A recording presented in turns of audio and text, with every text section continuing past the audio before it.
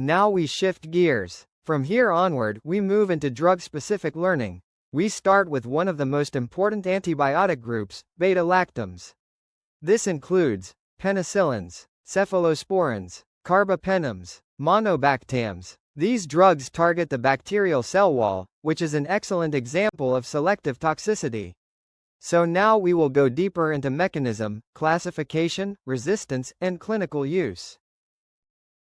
Now I want you to be very clear about what you should learn.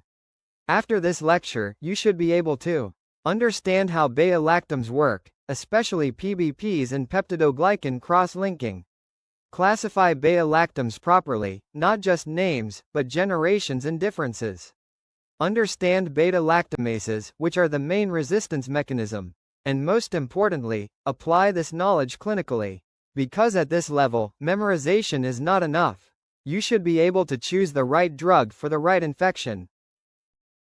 Alright class, before we go deeper into new drug groups, let's quickly organize everything we have learned so far.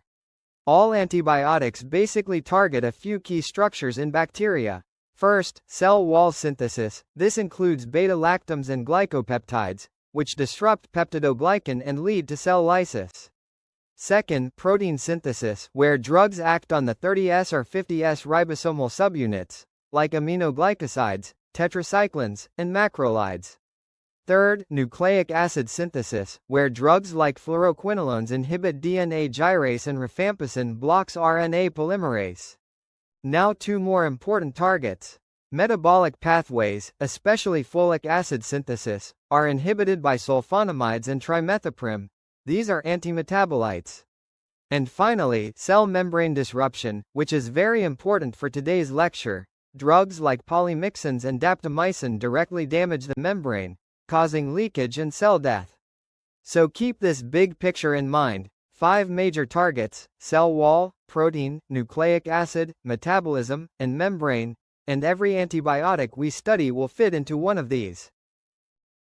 Alright class, now let's walk through this pathway slowly and clearly, because this is the foundation of all cell wall active antibiotics. Think of the bacterial cell wall like a strong brick wall. The bricks are sugars, NAG and NAM, and attached to each NAM is a small peptide chain. First, inside the cytoplasm, the bacteria prepares these building blocks step by step. Sugars are modified, peptides are added, and finally a complete unit, UDP-MRNAC pentapeptide, is formed. Then this unit is attached to a lipid carrier and transported across the cell membrane. On the outer side, these units are joined together to form long chains, and finally these chains are cross-linked, which gives strength and rigidity. Without this cross-linking, the wall becomes weak and cannot protect the bacteria from osmotic pressure. Now, different antibiotics attack this pathway at different stages, and this is very important to understand. Phosphomycin blocks an early step, MURA, so the bricks themselves cannot form.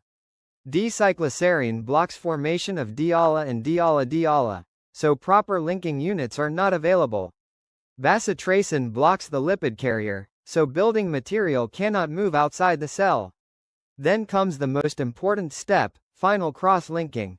This is done by PBPs, transpeptidases, and here beta-lactams bind and inhibit these enzymes, stopping cross-linking. On the other hand, glycopeptides like vancomycin do not touch PBPs. They bind directly to the diala-diala end, physically blocking assembly. So if you look at this whole process like an assembly line, different drugs block different steps, but all lead to the same final result. Defective cell wall right-pointing arrow weakening right-pointing arrow bacterial lysis and death. That is why these drugs are strongly bactericidal and very effective, especially against actively growing bacteria. Alright class, now this table is your full summary of beta-lactams, and I want you to read it like a story, not just memorize rows. All these drugs share one mechanism: they act on PBPs and block peptidoglycan cross-linking, so all are bactericidal. Now look at how the spectrum evolves. We start with natural penicillins like penicillin G and V, narrow spectrum, mainly gram-positive, used in diseases like syphilis and streptococcal infections.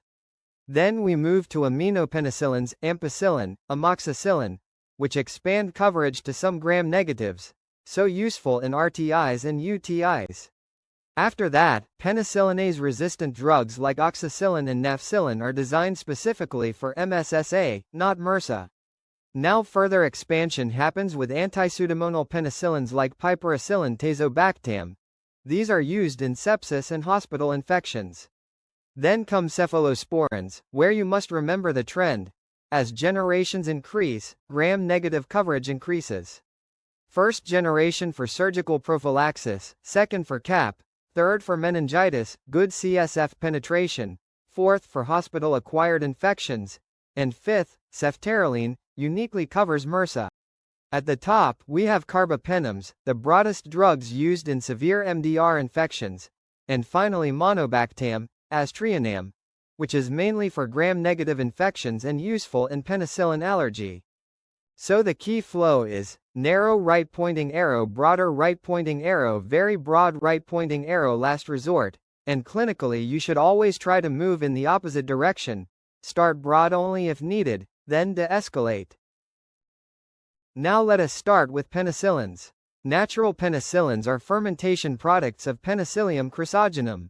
Penicillin G is acid labile, so it is given parenterally, while penicillin V is acid stable and can be given orally.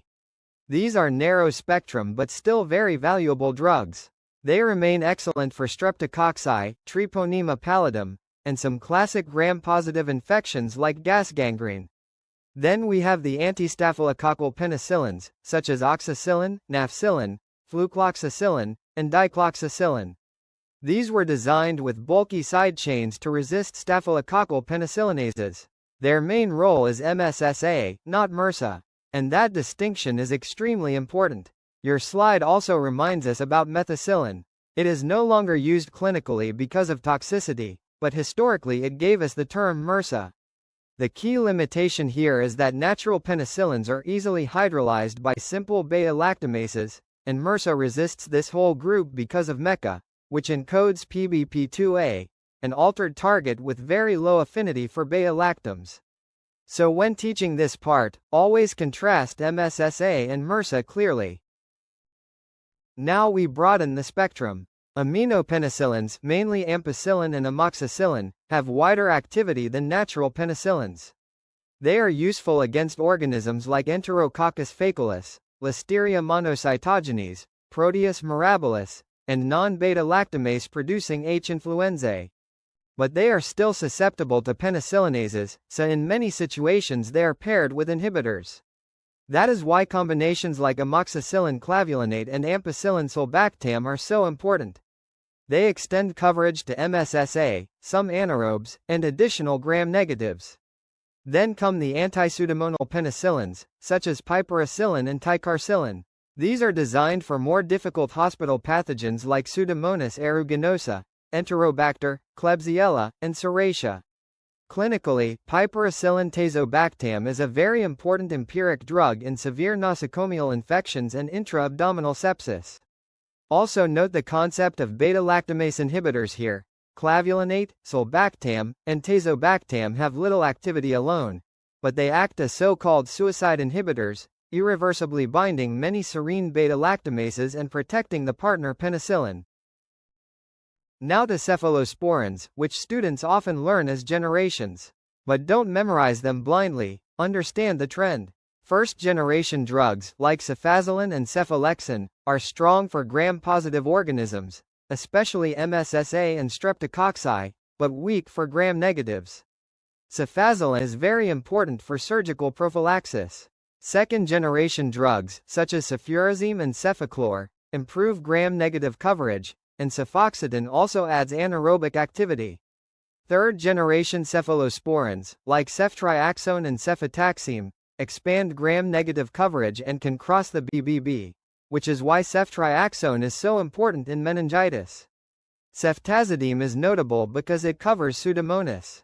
Fourth generation, represented by cefepime, gives broad gram-positive and gram-negative coverage including Pseudomonas. Fifth generation, especially ceftaroline, is special because it can bind PBP2a, making it the only beta-lactam with useful activity against MRSA. But your slide also gives a beautiful caveat to remember.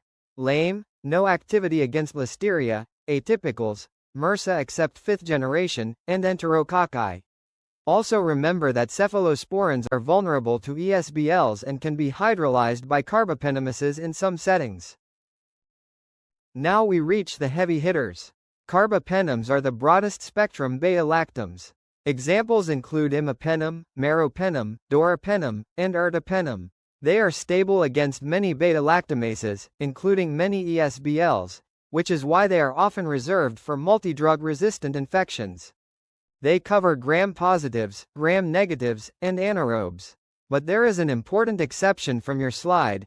Ertapenem does not cover Pseudomonas, Acinetobacter, or Enterococcus, the ape gap. Then we have the monobactam estrionam.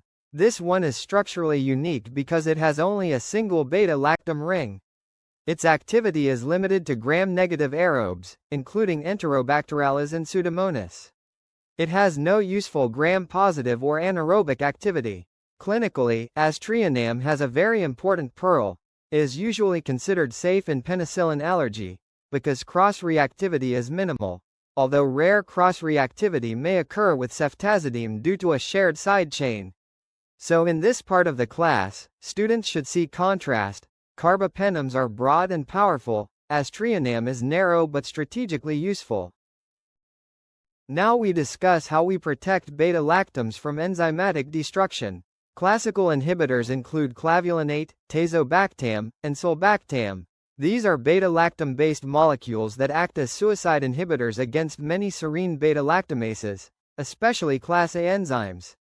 This is why combinations like amoxicillin clavulanate, ampicillin sulbactam, and piperacillin tazobactam are so widely used. Then your slide introduces newer inhibitors, avibactam, viborbactam, and relebactam. These are structurally different, not classic beta-lactams, and they have broader activity. They are used in modern combinations like ceftazidime avibactam, meropenem viborbactam, and imipenem relebactam, especially for CRE and MDR gram-negatives.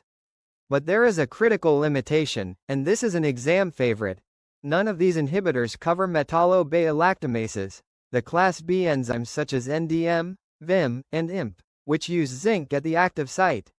So when those enzymes are present, other strategies are needed, such as cephalosporin or estrionam plus avibactam. This is a very important clinical decision point. Now this is the heart of AMR within the beta-lactam family. Bacteria resist beta-lactams through several integrated mechanisms.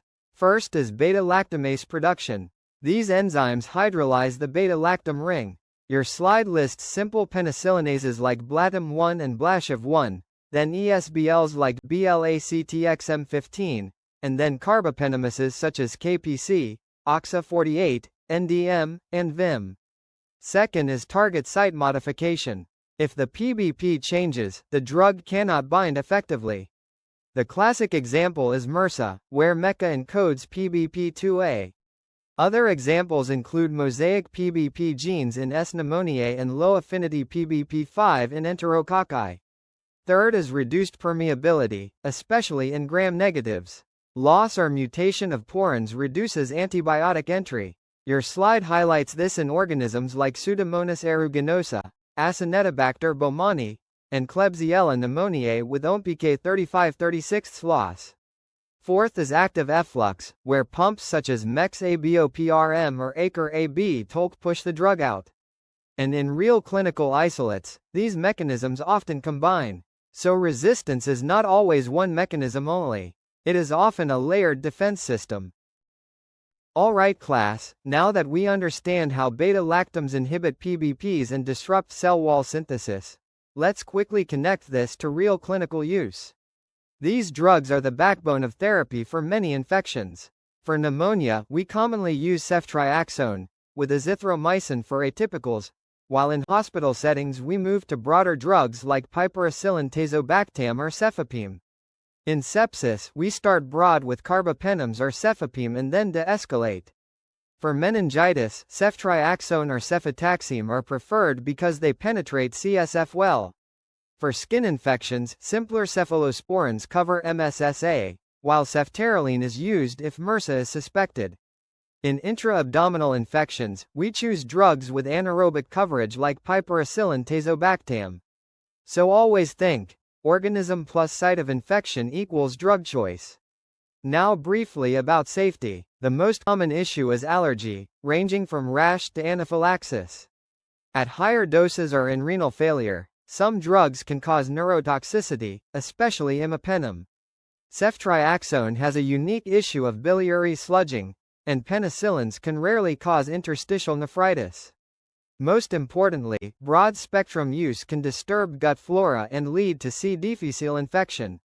So the key message is, beta-lactams are very effective and generally safe, but misuse not only drives resistance but also causes these complications. Alright class, now let's connect everything we learned, mechanism, spectrum, and resistance, into a real patient scenario. Here we have a 65-year-old patient with sepsis, started empirically on piperacillin-tazobactam, which is a reasonable broad-spectrum choice. But after 48 hours, there is no improvement, and the patient worsens.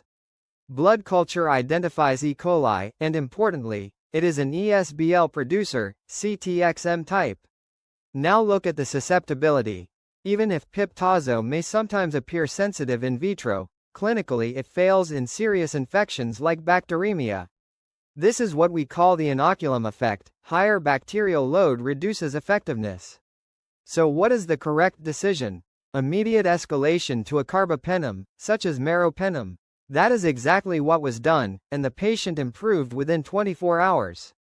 So the key teaching here is very clear. In serious ESBL infections like bacteremia or sepsis, carbapenems remain the drug of choice, regardless of borderline lab sensitivity to other beta-lactams. Then once the patient stabilizes, we can think about de-escalation based on full susceptibility. So always remember, in critical infections, clinical context is more important than just lab reports. Alright class, let's quickly bring everything together. Beta-lactams work by binding to PBPs and blocking peptidoglycan cross-linking, leading to bacterial lysis. That is why they are bactericidal. In terms of spectrum, we saw a clear progression, from narrower penicillins, to broader cephalosporins, and then to carbapenems, which have the widest coverage. But along with this, resistance has also evolved, mainly through beta-lactamases like ESBLs and carbapenemases, and also through target modification like PBP2a in MRSA. Now from a clinical point of view, two things are very important. First, beta-lactams are time-dependent drugs, so maintaining levels above mic is critical. Dosing strategy matters. Second, we can overcome some resistance using beta-lactamase inhibitors like clavulanate, tazobactam, and newer agents like avibactam. So overall, the message is simple. Understand the mechanism, spectrum, and resistance, and then apply that knowledge to make rational, targeted treatment decisions.